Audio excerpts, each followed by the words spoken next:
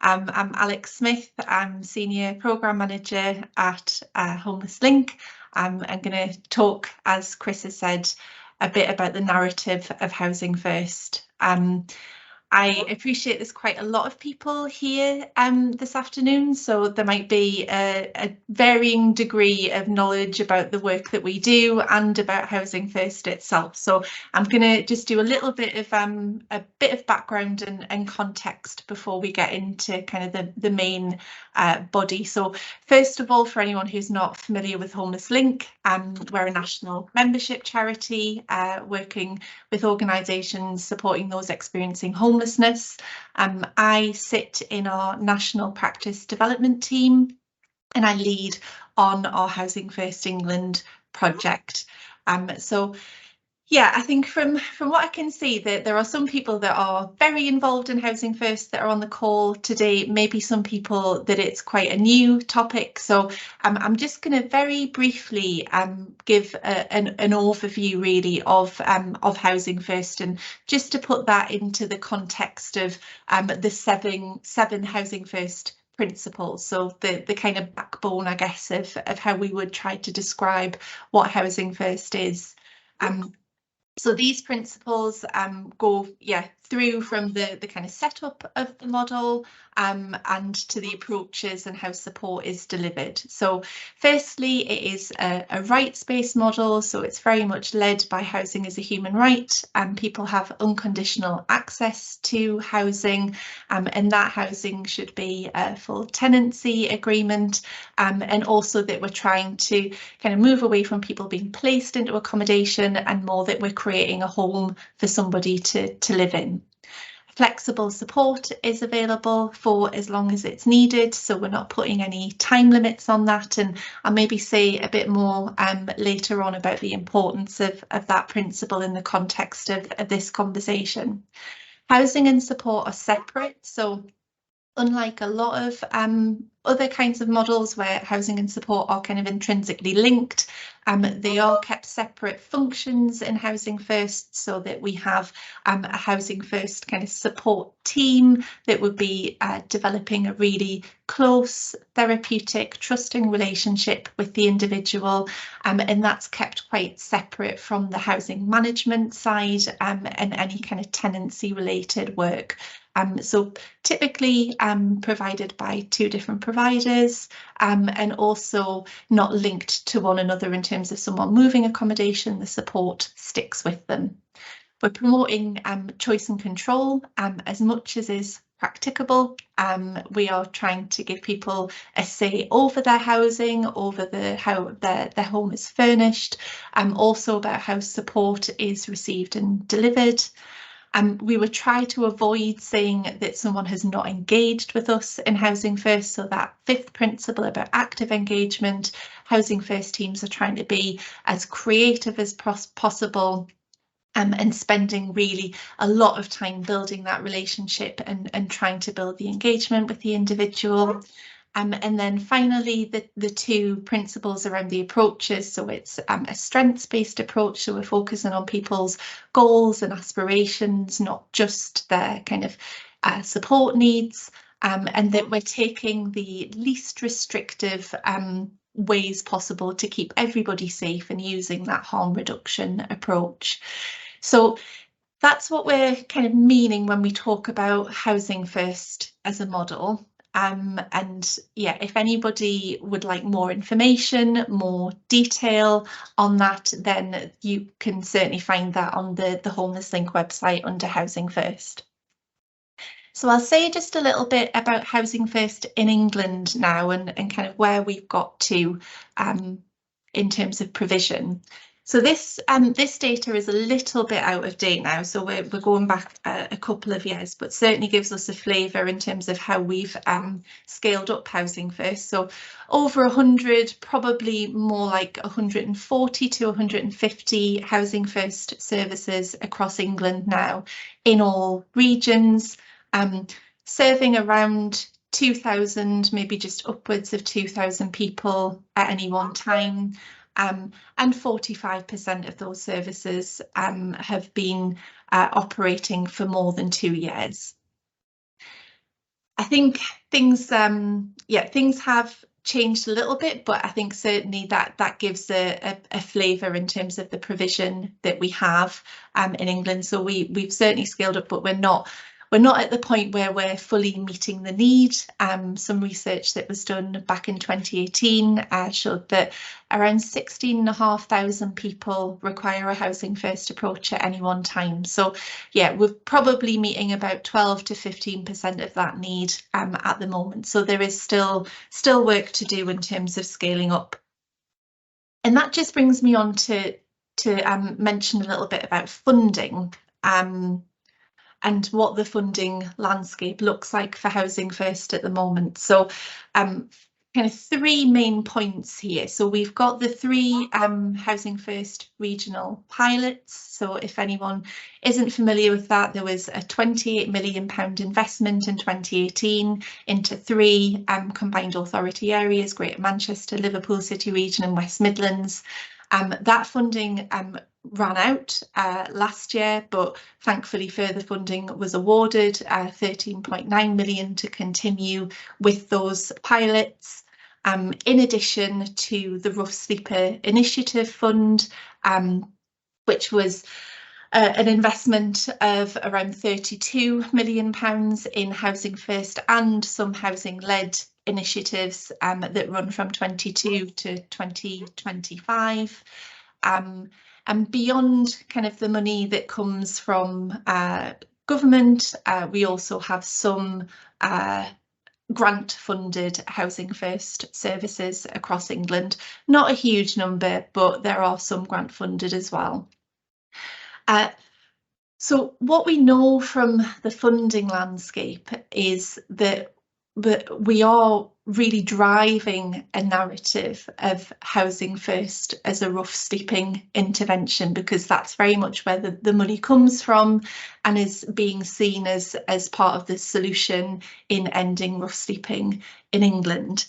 There is real uncertainty in terms of what happens beyond 2025, when all of those pots of funding will come to an end, and what the future will look like for Housing First and other homelessness services as well post 2025. So that's what I'm going to maybe focus a little bit on for the next few slides, is just thinking about kind of, this narrative of Housing First.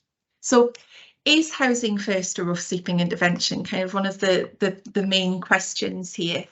And as we've seen, kind of the money is driving that, but the answer is it's not really a rough sleeping intervention, or certainly it was never intended as a rough sleeping intervention. When we think back to kind of the beginnings, the origins of Housing First in New York in the 90s, and really we were thinking about that cohort of people, certainly that had experiences of homelessness, but had real complex mental health, substance use, other kind of multiple exclusion and disadvantage kind of needs, and wasn't just seen as a rough sleeping intervention.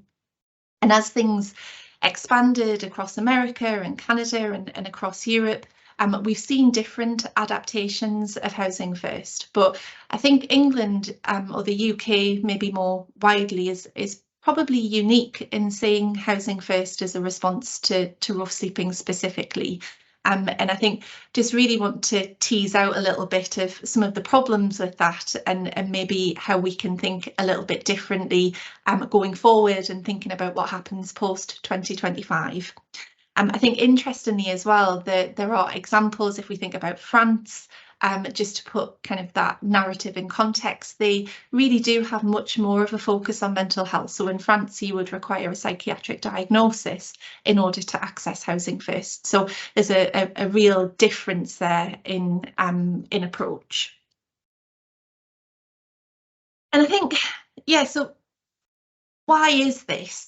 And when I was kind of putting this presentation together, really thinking about the drivers of funding, and also the driver of evidence and what we know about Housing First, about what works, and some of what we don't know as well.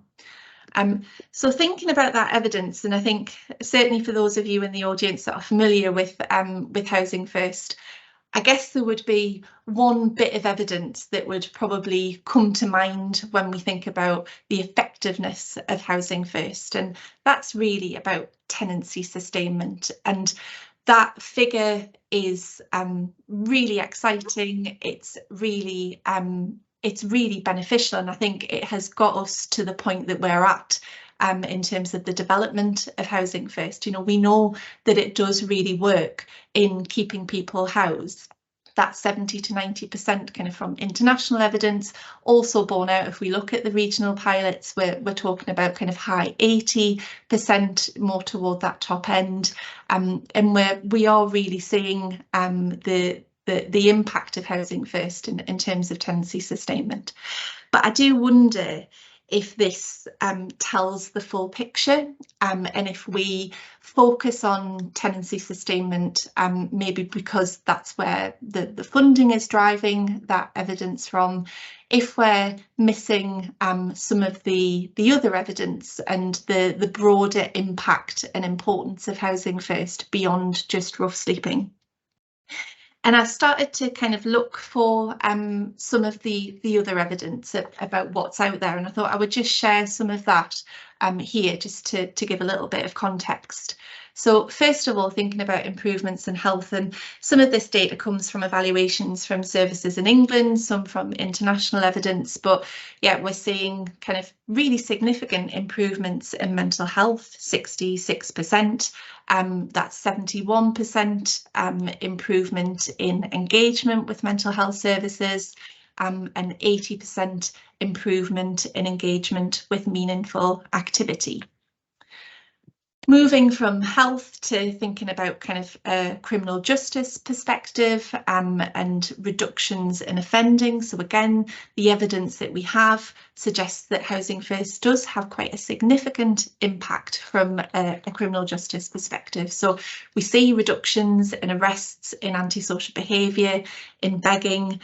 And for one service evaluation that I would really encourage people to have a look at, happy to share links after I've stopped speaking, got a 5-year evaluation of a women's Housing First service in the Northwest, supporting 27 women who between them had 831 offences prior to coming into Housing First. During the course of that Housing First support, that reduced down to just 5 offences for those women. And I think really does, you know, it's a very impactful kind of statistic to hold in mind when we think about the impact that Housing First has beyond rough sleeping. Finally, just pulling some information out about substance use as well. So from the pilot areas, we know that a significant proportion of people in Housing First have drug dependency, that's 71%. The international evidence shows 70% of residents reduce their drug use, with 89% reporting improvements in their quality of life. So why does all of this matter? And I think, you know, when I'm thinking back to kind of rough sleeping, and if we see Housing First as a rough sleeping intervention, then it could be easy to therefore see housing as the solution. And that maybe takes some of the focus away from both the impact that it has for those other sectors, but also from the complexity of need that we see within the Housing First cohorts, and really what's needed to fully embed an effective Housing First approach for England. So I wanted to move from the evidence to think a little bit about that complexity of need and what we know. And I thought I would just draw on some research that we did probably 18 months, 2 years ago, that some of you will be familiar with. We looked into reducing, changing or ending Housing First support. And some really interesting points came out of that research from a health and social care perspective. Some that I was most struck by and that really illustrates that complexity of need is the kind of primary reason that somebody would be exiting a Housing First service is because of death. which is a really sad and sobering thought in terms of how unwell people are, both in their physical and their mental health. But the thing that really struck me in that is, out of those 50 people, that's 6%, only 6 people out of those 50 had access to any kind of planned end of life care, and we're really missing out on access to that support and those services. Likewise, around 3% of people in the Housing First cohort move out of Housing First into more intensive housing support, normally through adult social care, and requiring kind of a high level of personal care and support that isn't possible through Housing First. And then crucially, just 6% of people were actually graduating from Housing First. And I think by graduating, we mean that they're kind of moving on from needing intensive support, that they have got a level of either stability or independence, or a robust enough support network that support is no longer needed. Just 6% of people from all those that were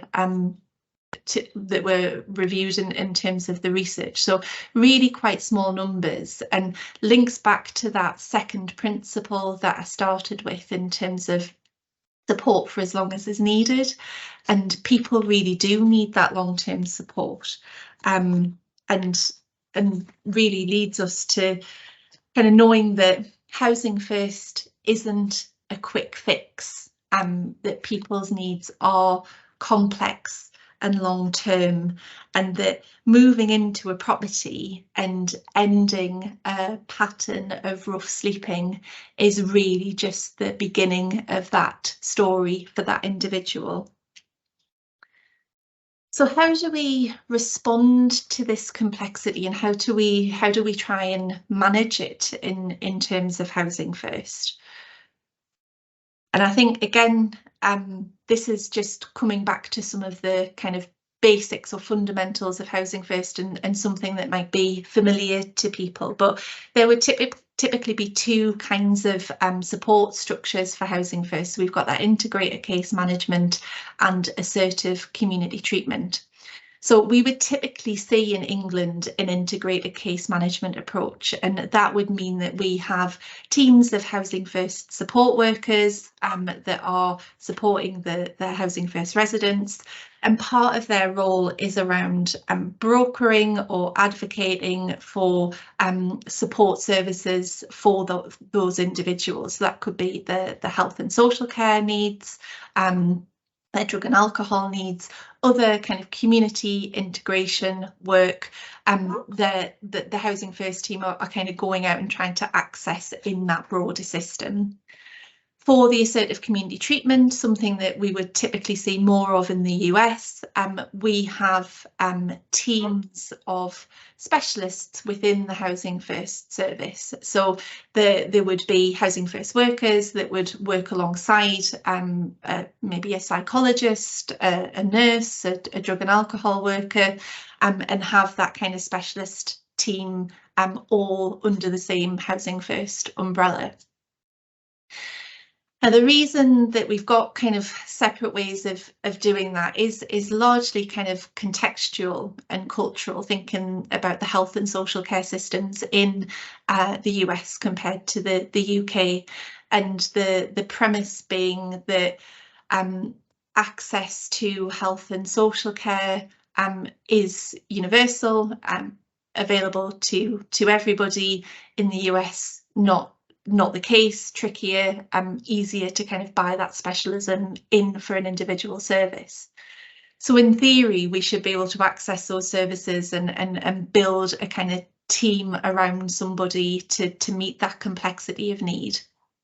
But the reality that we see, and that I think the Housing First teams on this call will testify to, is that is a real challenge in reality, that capacity, resource, policies and procedures, culture, stigma, all of the kind of complex reasons that the client group that are supported in Housing First really struggle to try and access and are getting kind of effective support from those other services. So lots of barriers, lots of challenges, and again kind of speaks to that missing some of the point around how complex people's needs are, and how kind of having a homelessness lens isn't really sufficient, that we need to cast that net wider, and that we really need to be thinking about kind of that whole systems approach to meet the need for those individuals. And some of the responses that we've had to that within Housing First services in England is to buy some of that specialism in. So we've got examples of a trauma counsellor being embedded into the Housing First team, an occupational therapist, dual diagnosis workers, a psychologist, a psychiatrist in some services. And that kind of, I think, challenge really about meeting the immediate need of the cohort, but also thinking about kind of that broader system, and whether or not in creating kind of specialist teams, are we almost circumnavigating that broader system, and creating a bit of a mini system within Housing First? And could we be doing more about the broader system, and how we better integrate Housing First across the board, outside of seeing it purely from a homelessness perspective?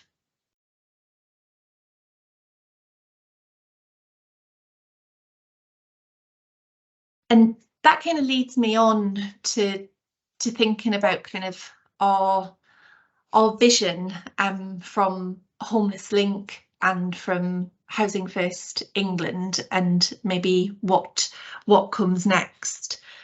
And what I've kind of laid out in this presentation, hopefully, is that Housing First really isn't an island. It can't exist on its own. It's very much a whole systems approach for the individual, rough sleeping and homelessness being one element of that. I think we saw recently, if anyone's seen the evaluation from Changing Futures, that, you know, Housing First is referenced there, and I think thinking of Housing First in that space of multiple exclusion and disadvantage is really needed. People don't develop multiple and complex support needs overnight, and the longevity of the support that's required needs to be more of a central focus for how we continue to scale up, both increasing the provision of Housing First in England, but also sustaining the provision that we already have. We need to do both, because as we can see from those low graduation numbers, this isn't the kind of service that has a throughput, and that people are going to, you know, move into a tenancy, neatly get all fixed up, and then no longer require support. That isn't the pattern, that isn't how things develop. And I think having a rough sleeping narrative attached to Housing First can lead us to think that, and that there's some pressure then on having to move people on, and kind of have that throughput that we see in other kinds of homelessness services. Whereas actually, if we frame this more as a health and social care kind of intervention, as other countries do, then it makes much more sense then, and we can start to understand the need for that longer term support and why that's required. But how we get there is another matter, and one of the key kind of messages really for us is both that we need a national programme for Housing First, so that we have ring-fenced funding, but also that is cross-departmental, and that we take Housing First out of that kind of rough sleeping lens, and we start to see it in a broader context that is better suited really in terms of the client group that it serves and the outcomes that we see achieved through the model.